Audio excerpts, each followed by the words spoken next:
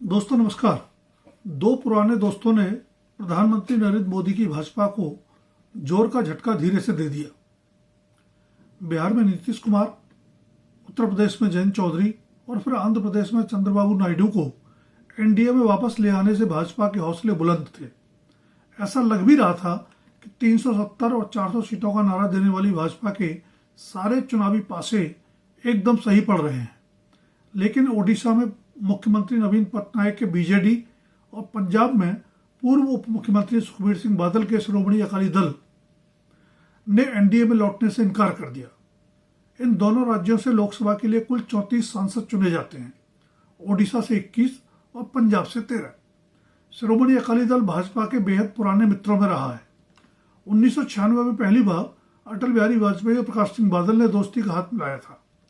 दोनों ने मिलकर पंजाब में गठबंधन सरकारें भी चलाईं। अकाली दल बड़ा भाई रहा और भाजपा छोटा भाई। लगभग 2.5 दशक का वसात 3 विवादास्पद कृषि कानूनों के विरुद्ध लंबे किसान आंदोलन के समय टूटा। 2019 का लोकसभा चुनाव दोनों ने मिलकर लड़ा था और 2-2 सीटें जीतने में सफल रहे थे। 2022 का विधानसभा चुनाव अलगाव के बाद हुआ तो दोनों का लगभग सफाया हो गया। आम आदमी पार्टी ने 117 में से 92 सीटें जीतकर प्रचंड बहुमत से सरकार बनाई। पिछले लोकसभा चुनाव में 40% वोटों के साथ कांग्रेस ने सबसे ज्यादा 8 लोकसभा सीटें जीती थी, जबकि 27% से कुछ ज्यादा वोटों के साथ अकाली दल ने 2 सीटें जीती थी। सीटें भाजपा ने भी 2 ही जीती, पर वोट प्रतिशत 10 से भी कम रहा था। आपने लगभग 7.5% वोटों के साथ 1 सीट जीती थी। 2024 के लोकसभा चुनाव के लिए गठबंधन दोनों दलों के लिए लाभदायक हो सकता था, पर अपने अपने वोट बैंक को गोलबंद करने वाले मुद्दे आड़े आ गए। शायद 10 जिलों में 40% से भी ज्यादा हिंदू आबादी पर भाजपा की नजर रही होगी, जो 13 में से 7 लोकसभा सीटों पर प्रभाव डाल सकती है अगर एक मुश्त मतदान करे।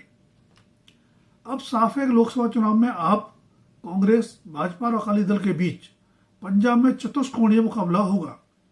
जिस तरह अन्य दलों के सांसदों और नेताओं को शामिल किया जा रहा है, उससे साफ है कि भाजपा के पास पंजाब में दमदार उम्मीदवारों का भी अभाव है।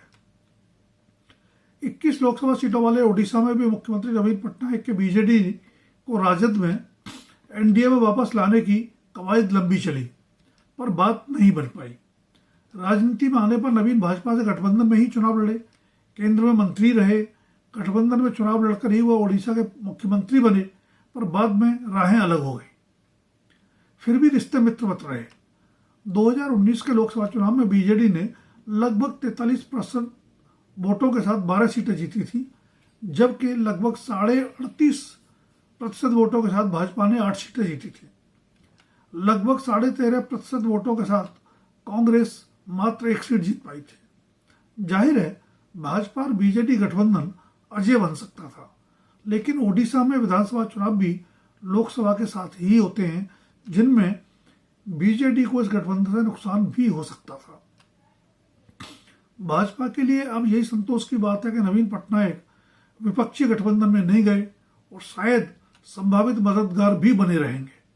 लेकिन कुल 34 लोकसभा सीटों वाले पंजाब और ओडिशा में एनडीए का सपना साकार न हो पाना 400 पार के नारे के लिए झटका साबित हो सकता है। आंध्र प्रदेश में चंद्रबाबू नायडू ने 2018 में मोदी सरकार पर विशेष दर्जा पैकेज न देने का आरोप लगाते हुए एनडीए से नाता तोड़ा था। अब 2024 के चुनाव से ठीक पहले वह एनडीए में लौट आए हैं, लेकिन केंद्र से आंध्र को विशेष दर्जा पैकेज अभी तक नहीं मिला है। दोस्तों, आंध्र में भी विधानसभा चुनाव लोकसभा चुनाव के साथ होते हैं। नायडू ने 2018 में एनडीए छोड़ने का दांव अगले साल होने वाले लोकसभा चुनाव में विपक्ष की राजनीति में राष्ट्रीय भूमिका की उम्मीद में चला था, लेकिन मोदी की भाजपा के मुकाबले विपक्ष लगातार दूसरे चुनाव में भी चारों कोने चित हो गया। नायडू को सबसे बड़ा झटका अपने गृह राज्य में लगा। सत्ता संघर्ष में कांग्रेस से अलग अपनी वाईएसआरसीपी बनाने वाले युवा जगनमोहन रेड्डी ने उनसे आंध्र की सत्ता छीन ली।